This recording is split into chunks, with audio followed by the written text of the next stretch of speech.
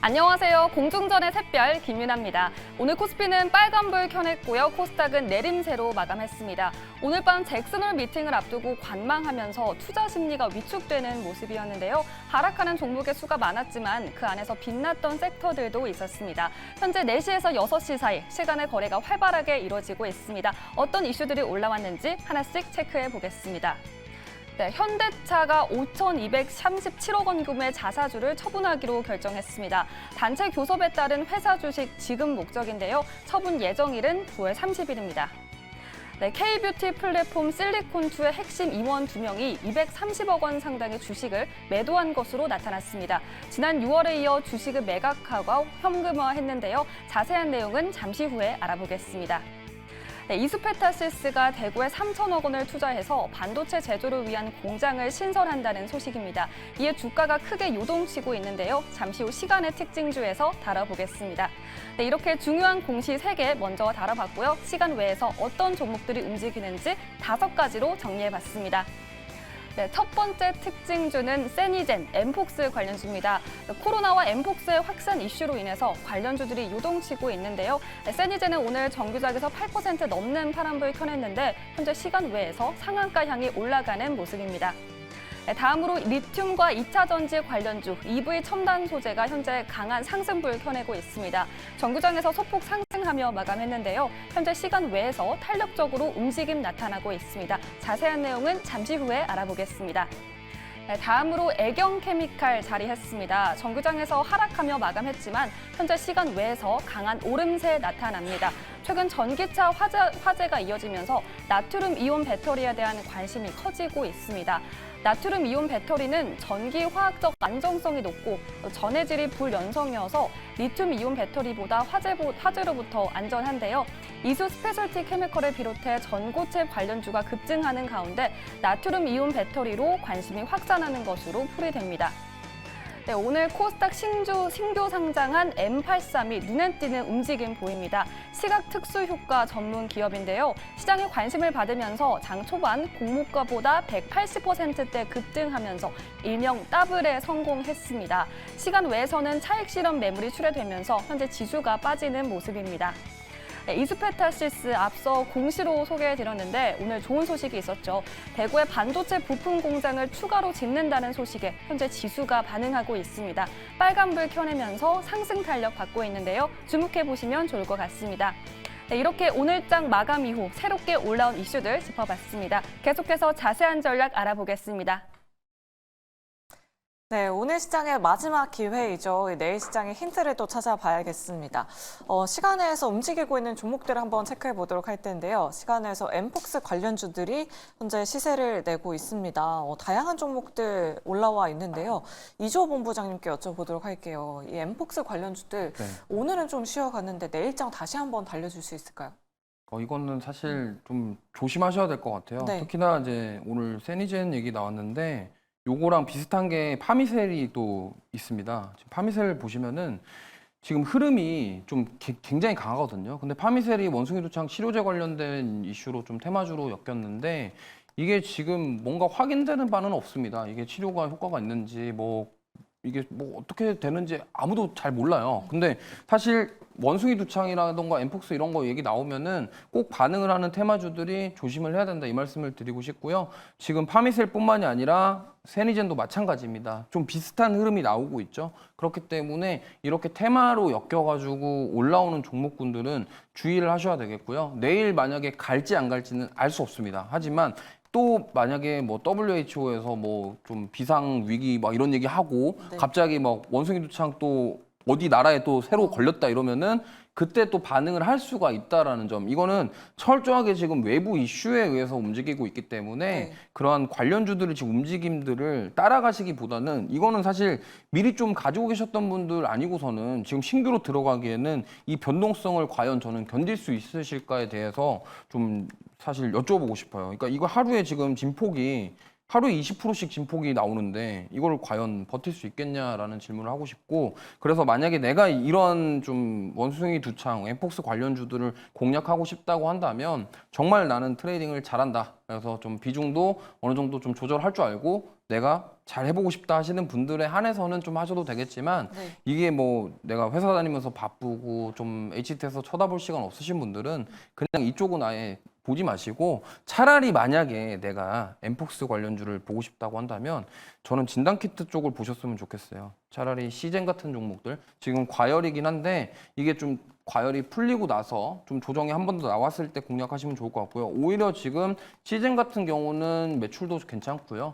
지금 비코로나 제품군들에 대한 실적도 잘 나오고 있습니다. 그리고 지금 뭐 원숭이 두창 키트도 지금 있기 때문에 이 부분 이렇게 뭔가 실적이 있고 좀 어떤 뭔가 있는 종목들을 공략하시는 게 좋지, 지금 그냥 단순하게 이슈만 엮여가지고 올라가는 종목군들 따라가셨다가 오히려 거기서 이제 못 나오실 수 있는 그런 상황까지도 이어질 수가 있기 때문에, 만약에 엠폭스라던가 뭐 코로나 관련주들 뭐 보시고 싶다고 하신다고 한다면 오히려 지금 진단키트, 뭐 진단키트가 그래서 그렇게 많이 이제 뭐 옛날처럼 그렇게 많이 안 팔리지 않겠냐 이렇게 생각하시는 분들도 있을 건데, 그게 아니라고 한다면 이제 해열제라던가 일반 감기약들 있죠. 그런 쪽으로 좀 보시는 것도 좋겠다라는 말씀을 드리겠습니다. 아, 네, 알겠습니다. 또 시간에서 코로나 진단키트 관련주는 약세 움직임 보여주고 있습니다. 휴마시스가 거의 2% 가까이 밀리고 있고요. 뭐 랩지노믹스 같은 종목들도 좀 하락세 연출하고 있으니까요. 내일 시장 갖고 계신 분들은 좀 대비해 보시면 좋을 것 같습니다. 다음으로 시외에서 하락세 보여주고 있는 종목도 한번 체크해 보도록 하겠습니다. M83이 시간에서 하락률 상위 종목에 랭크가 되어 있습니다. 오늘 정규장에서는 공모가 대비해서 39% 상승으로 마감했는데, 유세벽 대표님께 여쭤보도록 할게요. 오늘 거래대금 정말 많이 몰렸어요. 네. 근데 시간에서 지금 하락세 보여주고 있어서 갖고 계신 분들은 어떤 전략이 필요할까요? 저는 진짜 오래 가지고 있을 게 아니면은 네. 어쨌든 그냥 손절을 할 수밖에 없지 않을까라는 생각을 하고 있어요. 왜냐하면 좀 약간 탑다운 방식으로 봤었을 때도 매크로적으로도 좀 안 좋은 상황에서 신규 상장주를 건드렸을 때, 그러니까 이 업황 자체가 영상 콘텐츠 관련 쪽인데 그쪽의 업황 자체가 좋으냐라고 했었을 때 저는 조금은 퀘스천 마크가 붙거든요. 그런 상황 속에서 이 종목이 가진 힘이 어떻냐라고 했었을 때 그거에 대한 데이터도 조금 부족합니다. 그러면은 저는 주린이라고 말을 해도 될까요? 네. 근데 뭐 시청자분들께서 이런 종목으로 접근하시기보다는 좀 더 보수적으로 안정적인 그런 방어주 성격을 가진 그런 종목들을 접근하는 게 맞지 않을까라고 좀 생각을 하고 있고요.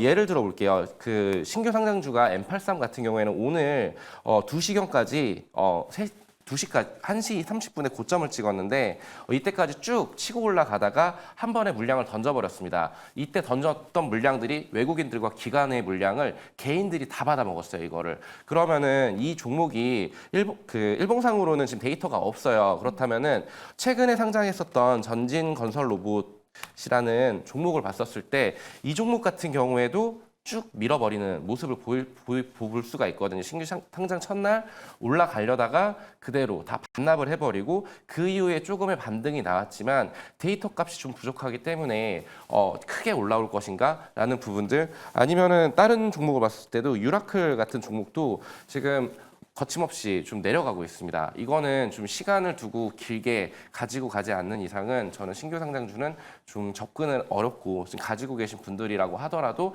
좀 고민을 좀 해보셨으면 좋겠다. 저는 다시 튀어오른다라는 가능성에는 조금 부정적인 의견을 좀 드리고 싶습니다. 아, 네, 알겠습니다. 지금 안 그래도 세이브 데이터님께서 보통 신규 상장주는 상장하고 언제부터 매매하는 게 주린이한테는 안전한 편인가요? 라고 이렇게 또 댓글을 남겨주셨거든요.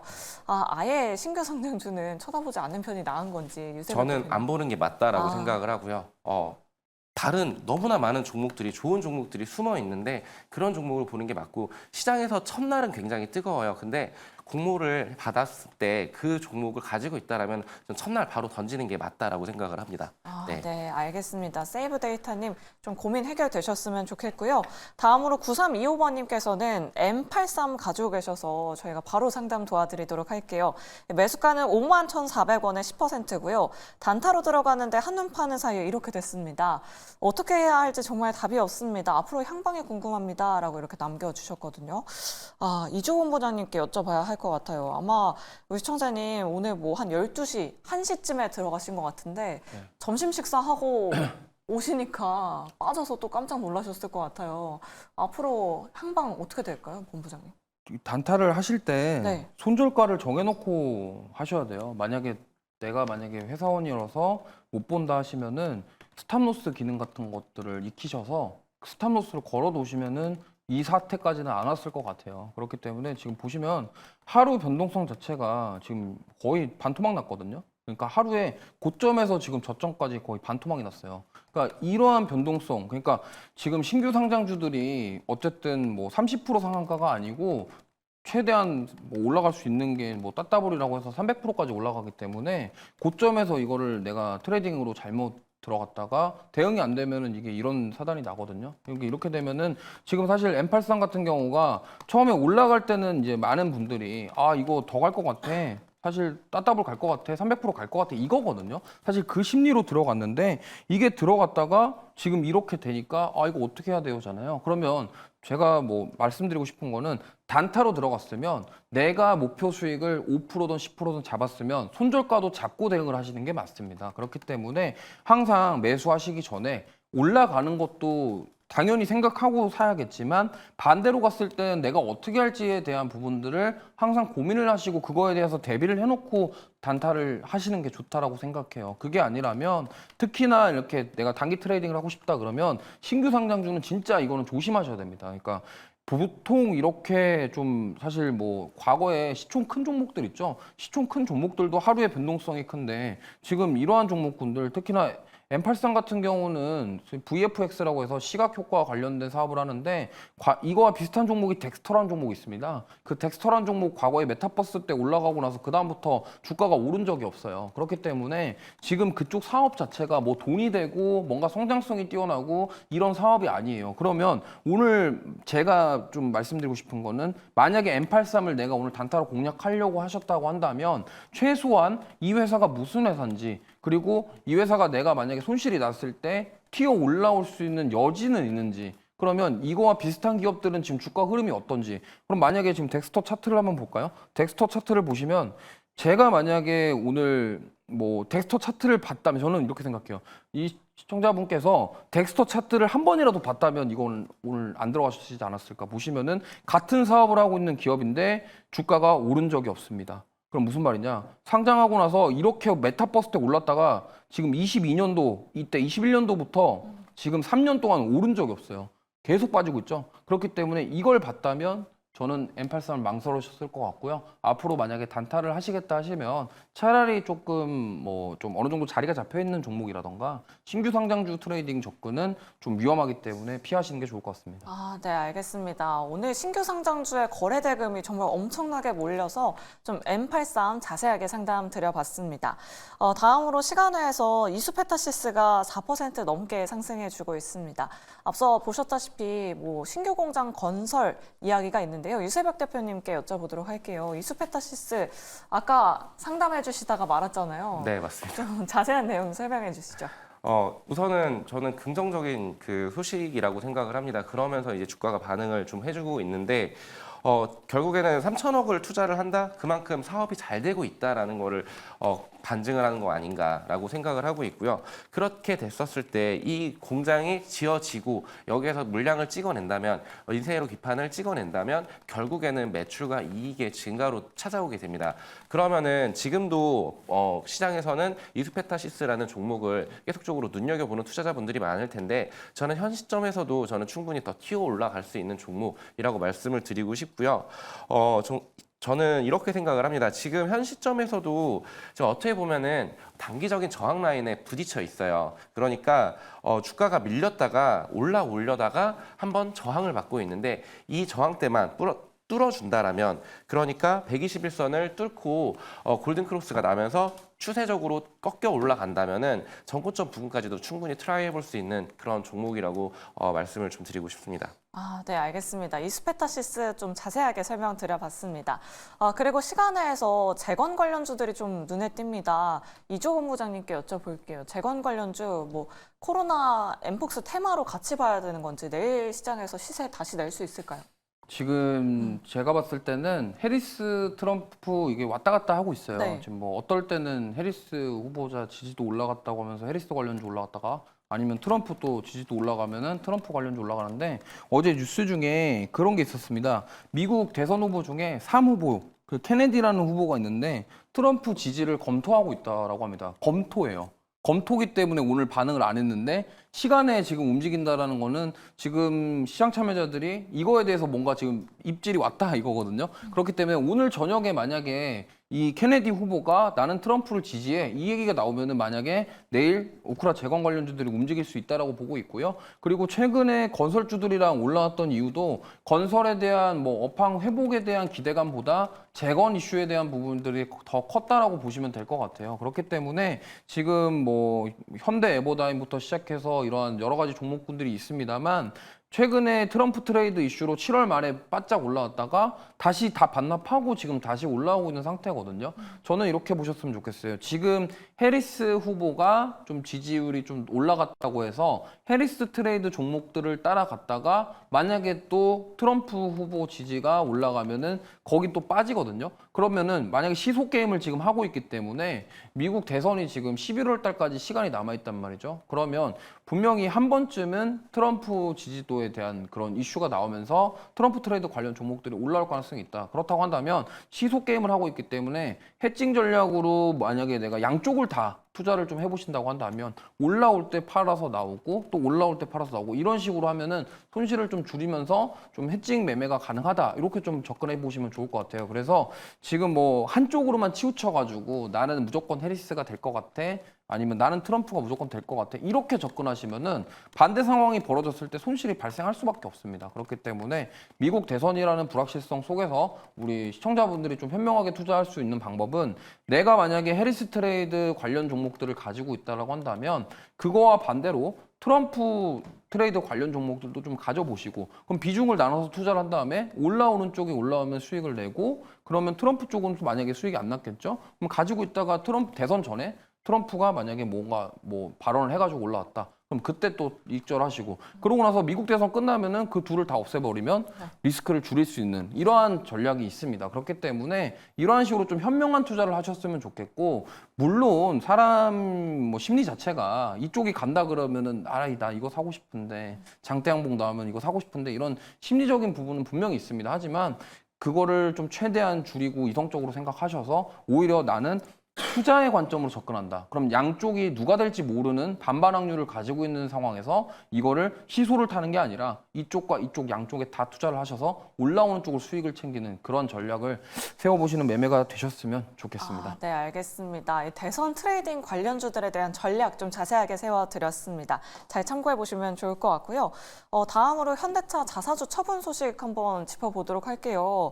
홍님께서 현대차 보유 중이라 자사주 말만 듣고 흥분했네요 라고 이렇게 또 유튜브 채팅창에 댓글 남겨주셨거든요. 유세벽 대표님께 자세하게 여쭤볼게요. 네. 자사주 처분이라고는 하지만 직원들을 위한 거라고 하더라고요. 대표님. 네, 지금 여기 네. 뉴스 나온 기사를 보면은 잠깐 읽어드리면 직원을 위한 자사주 207만여 주를 처분을 한다라고 지금 15분 전에 기사가 떴어요. 그러면서 지금 어떻게 좀 좋은 긍정적인 흐름을 좀 펼쳐주지 않을까라고 생각을 하는데 처분 예정 기간이 9월 30일입니다. 근데 이틀 전에 메리츠증권에서 리포트가 나온 게 있어요. 현대차 같은 경우에는 자사주 매입 이후에 주가 상승을 견인할 것이다. 이렇게 좀 긍정적인 리포트가 나왔는데 결국에는 주주환원 정책 관련해가지고 자사주 매입 이후에 주가가 충분히 더 튀어 올라갈 것이다라고 보고 있고요. 어떻게 본다라면은 현대차 같은 경우에는 잘 가려고 하다가 잠깐 브레이크가 걸린 상황이거든요. 근데 이런 부분들도 저는 충분히 주가가 증명을 해줄 거라고 생각을 하고 있고요. 저는 무엇보다도 좀 많이 기대가 되는 게 이제 인도 IPO 관련해서도 아직 아직 모멘텀이 충분히 살아있다라고 말씀을 좀 드리고 싶고요. 여러 가지 호재들이 저는 이제 나올 것들이 이제 준비되어 있던 게 이제 줄줄이 나오기 시작한다라고 보면은 저는 충분히 다시금 30만 원에 트라이 해보는 그런 주가 흐름을 보여줄 수 있을 것이다라고 생각을 합니다. 그래서 저는 안정적인 투자를 좋아하시는 분들이라고 하신다라면 신규 진입 접근으로도 저는 현대차는 충분히 지금 매력 있는 구간이라고 생각을 하고요. 그렇다라면은 가격적으로는 한 22만 원대만 지켜준다라면은 저는 크게 좀 수익을 걷어갈 수 있는 종목이라고 말씀을 드리겠습니다. 네, 알겠습니다. 이렇게 현대차의 자사주 처분 소식까지 짚어봤습니다. 내일 시장에서 대응하시는데 잘 참고해 보시면 좋을 것 같습니다.